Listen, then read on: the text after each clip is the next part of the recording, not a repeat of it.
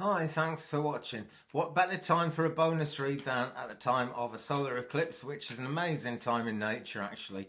It comes with the new moon, and that does tend to mean that a lot of things are at a lull. It tends to mean that forward motion and progress are difficult. But that's one of those things, okay, because I'm shuffling the Wonderland Tarot here. But just before I started, I pulled a card just to get a general feeling of the reading I'm about to do. And I got this one. It's called Birthing a New Age. And it says, birthing new creations, dreaming a new world into being. This is a wonderful card, a card of great alchemy, actually.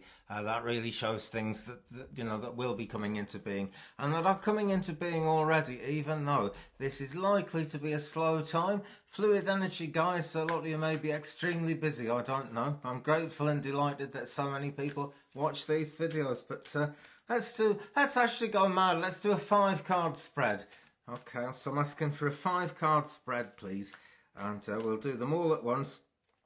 In this reading for all signs, bonus solar eclipse reading for July the 2nd, 2019. I've got to start here. Okay, so, okay, I'll bring them all out and then I'll start showing them. We've got the Hierophant, the Three of Wands, the Knight of Swords, the Emperor, and the Nine of Cups. Okay, let's see if we can make some sense of this. No doubt we can. So we're looking mainly at birthing a new age, and here is the first card out of the deck.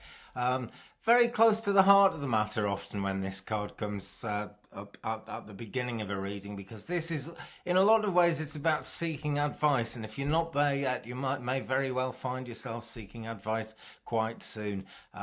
Not least because things are likely to slow down, but it's the cycles of nature. They're going to pick up again, so it's going to be important to kind of have your ducks in a row, as we say in parts of UK here.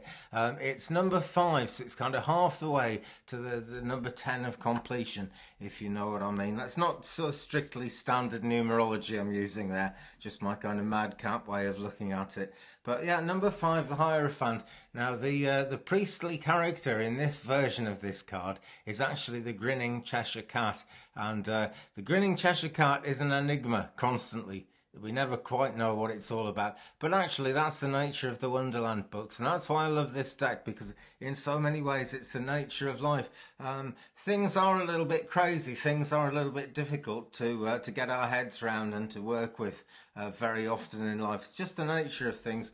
And birthing a new age, well, we're going to need to consult someone, aren't we? The higher self at the very least, I would have thought. But, you know, having friends around is a useful thing. That can be as much a priest, if you like, as much a teacher as actually going to someone who claims to be a teacher and kind of has a great string of qualifications. Friends can do this. We do have this in the human pool of knowledge, and I absolutely celebrate working on YouTube like this, because it tends to be friends watching friends. I mean, you know, maybe we weren't friends before this, maybe we didn't know each other, maybe we still don't know each other. That's the way things go. It's the way of the internet. But we go out there and we tend to find like-minded people. I mean, if you really weren't interested in card readings or anything like that, I doubt very much if you'd be watching this video. If you've stumbled upon it and are intrigued, though, welcome. Stick with us. We'll get to the second card now. And this is, in fact, the Three of Wands. Now, this shows that groundwork has been done, and it's playing into that feeling of stuck energy and also that sense of birthing a new age, bringing a new way of being into your life, maybe into the lives of everyone around you. It's a wonderful possibility that, you know, the possibilities are actually enormous, and there's a wonderful possibility of those things starting to come into being as the moon begins to rise from that new moon position as we get on past the solar eclipse. So here is Mr. White Rabbit, and he's wondering, really looks a bit concerned. He's got 3 wands there, right? So we've got fire sign energy there. It's Aries, Leo, Sagittarius. But this is an all signs reading, by the way, for you if you're drawn to it. That's the bottom line. That's how this one's working. Okay, so yes, wands, and that's forward motion, basically. So it is actually there, even though it feels like it's not happening at the moment, or it's very likely to feel as if it's not happening. Maybe if you are busy, guys, with the fluid energy thing, different strokes for different folks, maybe if you are very busy, you feel as if you're getting nowhere. Well, looking out to sea here, the ships are actually coming in, and the story of this card is that White Rabbit does actually know that he's already done plenty of work to ensure that the ships are going to bring profit and reward. So why wouldn't they? In a lot of ways, he's worried about nothing. On the other hand, it's sensible to be sensible, isn't it? Yeah, I really wonder, is it really sensible to be sensible? Or do we just make our lives a misery? I really wonder. Okay, so the middle card of this spread now then is the Knight of Swords. Now this is a character where we have to be absolutely genuine. We have to be genuine with this character if this is someone who comes into our lives. It's Libra, Aquarius, Gemini kind of energy. The air signs basically when we're on the swords. And there are decisions to be made, choices, and those choices are going to depend a lot on other people around us. Could be to a greater or a lesser extent, I suppose, but I see that playing into situations quite strongly. This card is a male energy, very masculine. Being a swords card, he's about to actually get things done and be decisive, but he can do this, as he can do a lot. He's got a lot of energy for this. But to actually get him to take us with him on that journey and actually get that forward thrusting energy moving in our own lives, we have actually got to convince him that we're doing the right thing for the right reasons, that it's kind of for the highest good of all concerned, if you know what I mean. So this is the middle card of the spread. This really is the heart of the matter.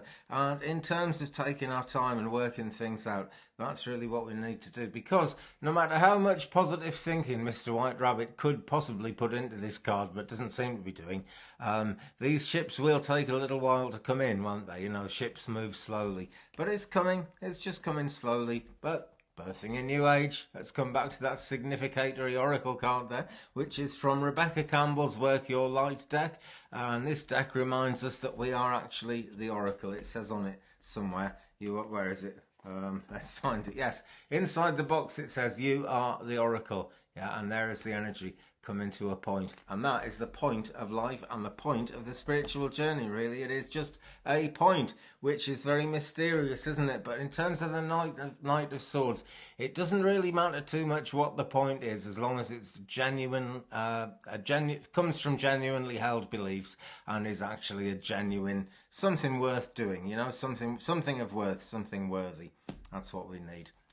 Okay, now then, so number 1, 2, 3, 4. The fourth card in the spread is actually also number 4, and it's the Emperor, the Dodo. He reminds us a lot of positive things coming from the past, and this is one of those situations where we want to remember the past in terms of the lessons and the love that we bring with us from the past. So as we then look back over the past, it's how we look at it that really matters with the Emperor. On the journey through the major arcana, and this is major arcana energy, this is you, if you're drawn to this reading, to a greater or lesser extent, but it is certainly major arcana energy, so it's personal. Before this card in the journey, we have the Empress, and she's all about resources. The Emperor is more about using those resources wisely, and that is where the past kind of comes into it, because it's those lessons and that love that we're trying to keep from the past that is actually going to make all the difference as we go forward. I can't emphasize this enough. No matter what the specific meaning of this reading might feel like to you, this journey is always it's part of the spiritual journey, especially when we get a major arcana cards like this coming up. But especially anyway, I'm always saying it because it's always true. We are made the way we are made for a reason. We come to this world and we have some kind of mission. We know not what that mission is, and it just unfolds as we go through life. So whatever's coming, if we're wondering kind of exactly what's going to happen next week, well, that may kind of...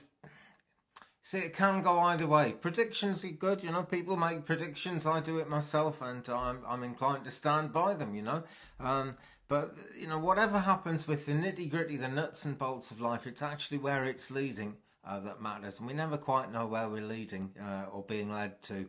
So intuition, how do you feel about it? That's the thing, really. Is birthing a new age, and thoughts and feelings do come into that in such a big way. But I'm delighted we got this card right at the beginning of this reading, because it's a very positive card for the kind of energy of a solar eclipse where things seem to come to a stop because they're going to start again. It's a cycle. It's always a cycle. Okay, so the last card in this spread now, this 5-card reading, and it's not a horseshoe, by the way, it's a linear 5-card reading for all signs for the solar eclipse on the 2nd of July 2019 is the 9 of Cups. And I had to look quickly there, because this is very much like the Magician card. The caterpillar character here is actually the magician in the Magician card. So he reminds us of the vast kind of possibilities that we have when we think about alchemy, really. And wherever we're having a big change, wherever we're talking about birthing a new age, whether it's for the world in a big sense, if it's in a big sense for ourselves, or we're just changing a few things that we do, it's a shift, it's always a shift of some kind. So like the Magician, it's worth remembering that we are the masters, mistresses, whichever way you want to see it, of our own destiny. Look at the gold in the sky here. Look at the endless possibilities. I'm just going to turn this around and have a look at it, because I can't read it too well in the camera thing here. Okay, but it's the 9 of Cups. So Cups energy, water sign energy, Cancer, Scorpio, Pisces, and it has to do with longings and desires. And those are kind of big words to use. It can also just mean things you could do with, things you wouldn't mind too much if they happened. Well, don't be afraid to dream big. That's the message, and that is particularly the message of birthing a new age there. But when we're talking to the Hierophant, as we were in card number 1, that is actually something new has got to be coming into being there. Otherwise, we wouldn't actually need that advice. We wouldn't be interested in that information. We'd be more keen on kind of keeping going as we were. But that advice is coming in. That feeling is coming in. And this may be, and it's all different strokes for different folks, but this may be the energy coming in to make a new thing happen. To make a new thing happen, probably in ways you don't actually expect, but excuse me, but certainly not in ways you don't deserve. There we go. The beard's gone. I've just painted the wall, but I've still got the red cup, and I still drink tea. Nothing that much changes. Okay, remember this character though, okay? Knight of Swords. He's right in the middle. He's the heart of the matter, and he is all about, I would say, convincing the people around you, but it's all part of convincing yourself, and you're the one who needs to be convinced that you're going in a good direction. And this isn't immediate. This is kind of coming up in, and really this is going to be unfolding for over quite a long time after the solar eclipse, possibly into Mercury retrograde, and we'll do a special bonus reading for Mercury retrograde as well, because that is actually about to happen about something like 5.5 days after the solar eclipse. Mercury actually turns retrograde. So there's going to be communication problems of all kinds absolutely abounding during the next probably 3 or 4 weeks after the date of this. So if you're watching it now, do be aware of that. If you're watching in the future, don't worry about it. And in fact, whoever you are, don't worry about Mercury retrograde. Just prepare for it. Right, so something mercurial here, because this horse could go either way. That's the thing. When you ride a horse, no matter how well disciplined a horse is, no matter how good it is and experienced at being ridden, the horse has got a mind of its own and can do its own thing. If you've ever watched the changing of the guard at Buckingham Palace, we've got probably the best trained horses anywhere in Britain on that parade, and they are wonderful horses, but they will sometimes kind of kick off and just do something that they probably know they shouldn't. But they're horses, they're free, they're wild. Why should they give particular allegiance to anyone? That's what we're dealing with, wild card energy, and this is something of a wild card when we're talking about Mercury retrograde. But it's mostly the solar eclipse I'm talking about, and it's when the energy slows down, when things aren't moving, that's when you've really got to be sure of yourself that you are actually doing something that you're happy doing, that is taking you in the right direction, that is actually going to work for you and the other people in your life. I keep wanting to come back to that idea of the other people in your life, because they matter. White Rabbit out here, this was the second card in the spread. White Rabbit out here is looking to sea, and he's wondering, what's actually in those ships. Is it any good? No mobile phones in those days, so he's looking at his watch, and I can't help noticing that he's looking at his watch exactly the way I would look at my mobile phone if I was wondering about a thing like that. So there you go. Some things never change. But those ships are going to take a while to come in. It's a meditative time, and in that, let's bring the Emperor back in here, because this is quite important energy here. He is really saying, be careful with resources, and I am saying that what my guide is telling me in this reading now is that the resources you really need to be thinking about are the other people, and that's where they're coming in. Not just the people, but the lessons and the love of the past. What you've learned, standing on the shoulders of those who've gone before. Like, say, if you play a musical instrument, maybe you could learn to play a piece by Mozart, which Mozart had to be a genius to write in the first place. But now Mozart's written it, you don't have to be such a genius. You have to be a good player, or at least you have to want to be a good player. But you can play it, without having to have the genius to think about it. So that's resources. In that sense, you're standing on Mozart's shoulders if you do that. You know what I mean? But anyone who's ever been good at anything and set you an example, could be family, could be absolutely anything. It really could. Right, well, I'm going to do 3 oracle cards now, saying just tell us some more about this spread. Okay, so let's shuffle away and focus in and say, tell us more about this spread, please, for all signs which we're doing on the solar eclipse for July the 2nd, 2019. Tell us more, please, about this 5-card spread for all signs for the solar eclipse on July 2nd, 2019. Tell us some more, please. Okay. So we'll go 1, 2, 3. Okay. Right then, first one out. Leap, you go first. The universe will catch you. And right, now there is a thing, because this is the only way out of stuck energy, really, isn't it? I hadn't thought of it until this one came up, but this is the only way out of that stuck energy. Now then, this is coming up on a new moon. It's always a new moon when there's a solar eclipse. There isn't always a solar eclipse on the new moon, but there is always a new moon when there's a solar eclipse. We're looking at actually full moon energy here. So although everything is at a lull, we are being reminded that things are going to pick up, things are going to take off and go forward again and take us with them, friends. That's the idea. And I hope I'm taking you with me, by the way. Don't forget to subscribe and tap that bell for more if you haven't already. Okay. So yeah, leap. It's got to be a leap of faith to really make things happen. So there'll come a point in the stuck energy as you're thinking about it where you'll see, oh, maybe there's a light at the end of the tunnel. And the thing to do then is you go first. The universe will catch you. Trust your guards, your gatekeepers, guardians, guides, angels, family, friends, loved one in the spirit world, the universe, the great spirit, the creator, your own higher self, whatever you want to trust, friends.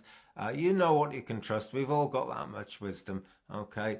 You know what the past has taught you. So taking a leap of faith is going to be needed. But don't go till you're totally ready. Next card out, Imrama. Where are you being called to journey to? Well, I suppose you're going to need to know that really before you leap. Or are you? Because it's come up as the second of the 3 cards that I asked for. So maybe you need to take that leap of faith first.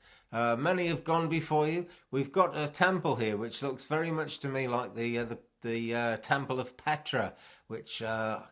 can't remember what country of the world that's in now, but it looks like a fairly ordinary mansion. Well, if there is such a thing as an ordinary mansion, but it looks like a grand sort of scaled 2-story house that people could live in until you walk up to it, and people are dwarfed by it. It is absolutely enormous. Must have been made by the hugest of giants, if that's actually what it was meant to be. But we don't know what it was meant to be. That's where the leap of faith comes into it, and when we see things like this, which do exist in the world, just take a look around YouTube.